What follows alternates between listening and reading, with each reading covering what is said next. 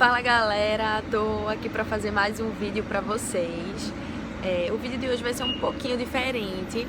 Eu vou ministrar uma palavra que Deus falou muito ao meu coração durante esse mês que eu passei um pouquinho afastada aqui do canal. Foi um versículo apenas que Ele colocou no meu coração e veio falando. Como surgiu uma oportunidade de eu dar uma palavra aqui na faculdade, existe um intervalo bíblico e uma das líderes me convidou para dar uma palavra hoje, e aí eu resolvi gravar essa palavra que eu vou compartilhar com o pessoal lá, que foi a mesma palavra que Deus veio falando comigo durante esse mês. E aí eu espero que fique legal e vocês vão ver aí. É isso.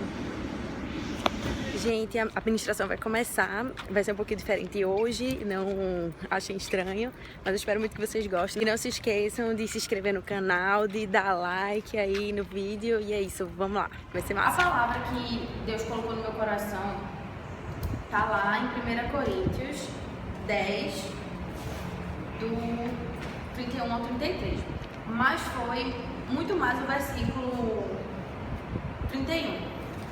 Eu acordei, Deus tem falado muito comigo assim, tipo, acordar e vir uma palavra no coração. Porque geralmente vem uma que a gente já leu, né? Não vem uma coisa que a gente não sabe, que a gente nunca leu.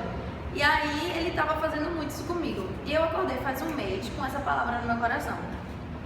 E ele falando muito assim, faça tudo como quem faz pro Senhor, faça tudo como quem faz pro Senhor. Eu disse assim, isso tem na Bíblia. Aí eu fui ver onde era.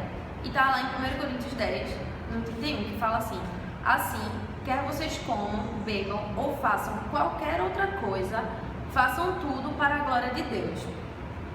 E aí continuando, fala: não se tornem motivo de tropeço nem para judeus, nem para gregos, nem para a igreja de Deus. Também eu procuro agradar a todos, de todas as formas, porque não estou procurando o meu próprio bem, mas o bem de muitos, para que sejam salvos. E aí, Deus começou a ministrar no meu coração a respeito disso, de tudo que eu for fazer na minha vida, eu fazer como quem faz pro Senhor, sabe? E a importância disso, porque Ele começou a me mostrar que quando a gente faz alguma coisa que não é pra Deus, a gente acaba criando um ídolo naquilo. Do tipo, Ele me deu exemplos muito bobos, mas que é muito verdade.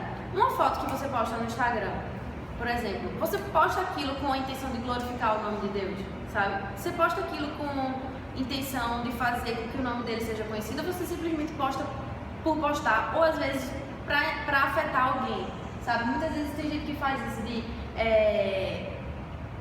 querendo ou não postar alguma coisa pra atingir alguma pessoa. E a gente não tá livre disso porque a gente crê em Deus, simplesmente porque a gente é cristão. A gente também está sucinto a pecar. A diferença é que hoje a gente tem a consciência disso, diferente das pessoas que não têm a consciência. Que quando peca não tem a consciência de que está pecando. A gente tem, e Deus vai falar ainda comigo nisso, de que quando a gente faz alguma coisa que não tem a intenção de glorificar o nome de Deus, a gente está pecando. Né? E ele vai me mostrar o quanto que era importante tudo que eu fosse fazer como que faz pro Senhor. E eu fiquei meditando durante todo esse mês que veio passando, no mês de maio, nisso, de tudo na minha vida eu fazer para glorificar o nome de Deus. Por isso que eu até parece radical, né? Você dizer assim, uma foto, coisa besta, mas assim, não foi algo besta pra mim, você tá entendendo? E tem tantos outros exemplos assim, a gente pode ver no trabalho mesmo, uma postura que você toma, uma roupa que você veste, sabe? Tudo é uma forma de a gente tem que ser um reflexo da glória de Deus em tudo, né? Se a gente se diz cristão, a gente tem que glorificar a Deus em tudo. E ele veio falar muito isso comigo. E veio me mostrar que a cura dele na nossa vida vai ser aos poucos, sempre vai ser aos poucos, né? Porque se a gente está fazendo algo, né, que não está glorificando o nome de Deus, a gente está pecando naquele algo, mas não significa que a gente vai estar preso àquele algo. Porque ele me mostrou em outra palavra, que é lá em Romanos 6, que fala quando a gente era escravo do pecado, né? Romanos 6, do 15 ao 23. É meio grandinho assim, é melhor não ler, né? Mas assim, se vocês quiserem, ou ler, não sei se ler. Dá pra ler, então eu vou ler. E então, vamos pecar porque não estamos debaixo da lei, mas debaixo da graça? De maneira nenhuma. Não sabem que, quando vocês se oferecem a alguém para lhe obedecer como escravos, tornam-se escravos daquele a quem obedecem? Escravos do pecado que leva à morte ou da obediência que leva à justiça? Mas graças a Deus, porque embora vocês tenham sido escravos do pecado, passaram a obedecer de coração à forma de ensino que lhes foi transmitida. Vocês foram libertados do pecado e tornaram-se escravos da justiça. Falo isso em termos humanos, por causa das suas limitações humanas. Assim, como vocês ofereceram os membros do seu corpo em escravidão à impureza e à maldade que leva à maldade, ofereçam-nos agora em escravidão à justiça que leva à santidade. Quando vocês eram escravos do pecado, estavam livres da justiça. Que fruto colheram então das coisas das quais agora vocês se envergonham? O fim delas é a morte. Mas agora que vocês foram libertados do pecado e se tornaram escravos de Deus, o fruto que colhem leva à santidade. E o seu fim é a vida eterna. Pois o salário do pecado é a morte, mas o dom gratuito de Deus é a vida eterna em Cristo Jesus, nosso Senhor. E aí ele veio me mostrar isso. Por mais que a gente... Porque eu acabei ficando preocupada, né? Quando eu comecei a meditar nisso de, poxa, tudo eu tenho que fazer para glorificar o nome de Deus. E aquilo que eu não fiz, sabe? E eu comecei a me sentir preocupada. Poxa, é como se eu tivesse, querendo ou não, idolatrando aquela prática que eu tô tendo, né? De, muitas vezes, eu falei de postar foto porque foi onde Deus me incomodou. De, tipo, você realmente tá postando isso para me glorificar ou você tá fazendo isso para que alguém veja? Até mesmo uma outra coisa, um outro exemplo que ele deu na igreja. De muitas vezes você agir de certa maneira ou falar de certo modo com medo ou receio do clero, né, da liderança da igreja, falar de eu pensar o que ele vai pensar a seu respeito, sabe? E aí Deus falou comigo, não é assim, é pra minha glória, não tem glória pra homem aqui na terra não, é tudo pra minha glória. E aí quando eu fiquei preocupada a respeito daquilo que eu não estava fazendo pra glória dele, simplesmente não fazer mais, e ele me mostrou que a gente não é mais escravo do pecado. A gente é livre em Cristo. Então a gente não está mais preso naquela escravidão do pecado. A gente é livre em Cristo. A gente está preso nele agora. A nossa prisão hoje é em Jesus. A gente é escravo da justiça. Então a gente tem que fazer tudo para ele. Quando a gente vê essa escravidão da justiça, a gente vê como é uma escravidão boa, né? Não é nada que nos... Pode até ir de contra a nossa natureza, porque vai de contra a nossa natureza humana, mas a gente sente a alegria do Senhor em nós, né? De a gente estar fazendo aquilo que agrada o coração dele. Exatamente. E aí ele falou ainda mais comigo a respeito do confessar o pecado. Era uma coisa besta, mas ele falou assim, Vilma, se você não reconhecer isso como algo que te afasta da minha presença, se você não reconhecer que isso é um pecado, né?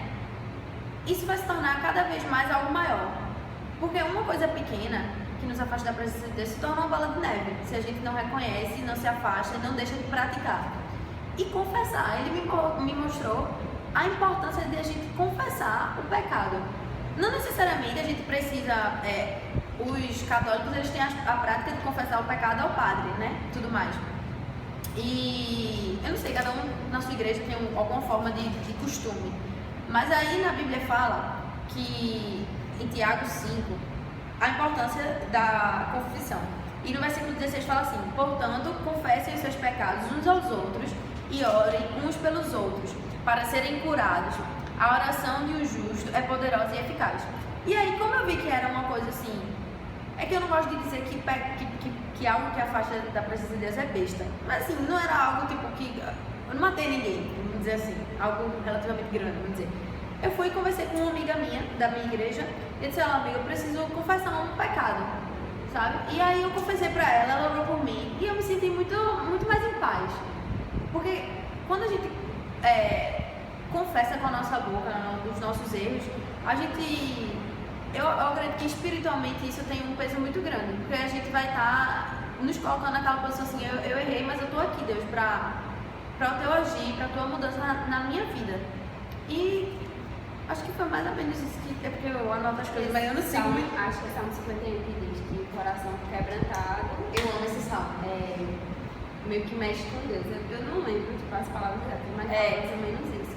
Deus, é como se Deus não resistisse a um coração verdadeiramente quebrantado, porque Davi pecou, né? E ele foi com a maior sinceridade do mundo pra... Eu até fiz um vídeo no canal falando disso.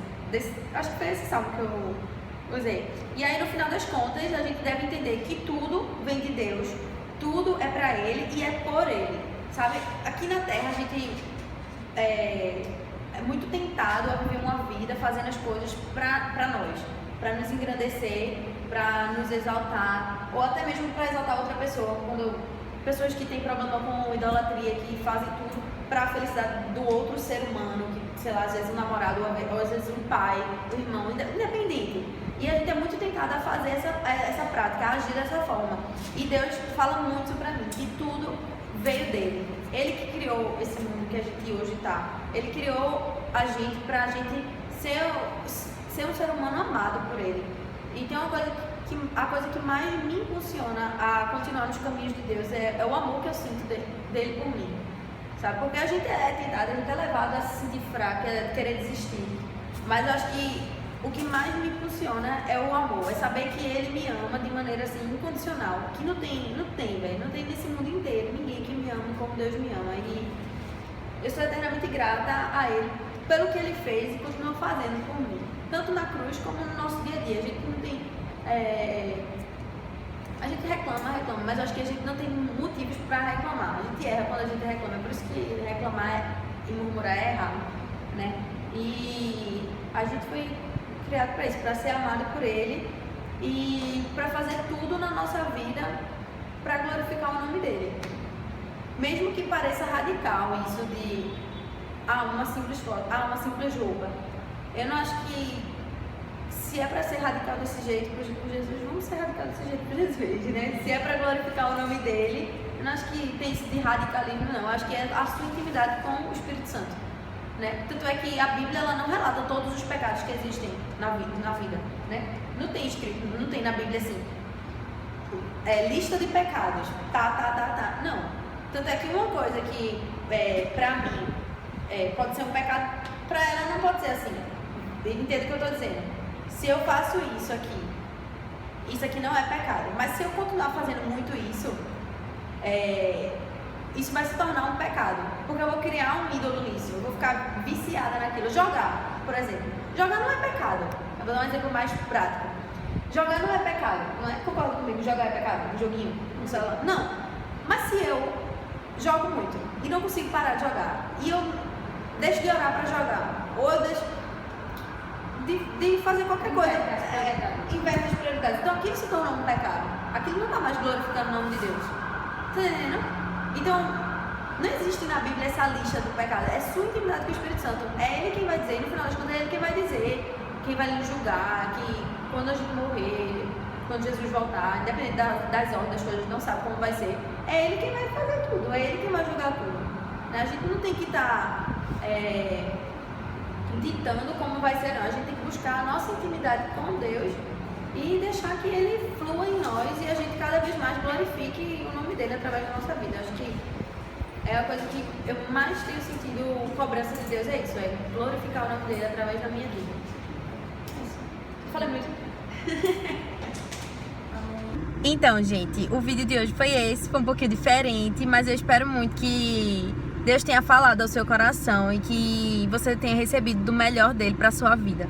Vou orar nesse instante porque eu espero sempre que seja Deus falando, sabe, que Ele que opere tudo, que seja tudo através dele, por Ele, sobre Ele. Amém. Pai, eu te peço nesse instante pela vida dessa pessoa que está escutando, Senhor Deus, esse vídeo agora.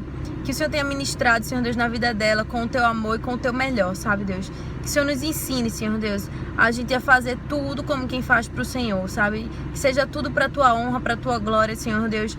Que tudo que a gente venha fazer, a gente lembre disso, que é sobre o Senhor. Tudo vem de ti, tudo é pra ti, Senhor Deus. Muito obrigada por essas vidas, Senhor Deus. Muito obrigada por tudo, Pai, em nome de Jesus. Amém. E amém.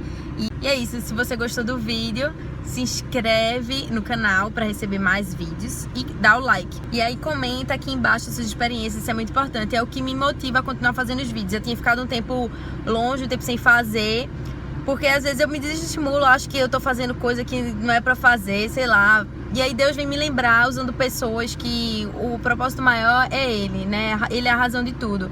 E aí eu recebo uma mensagem, um comentário, várias coisas que me estimulam e me fazem voltar a me importar de estar fazendo esses vídeos aqui pra honrar e glorificar o nome de Deus. E é isso. Beijão e até o próximo vídeo.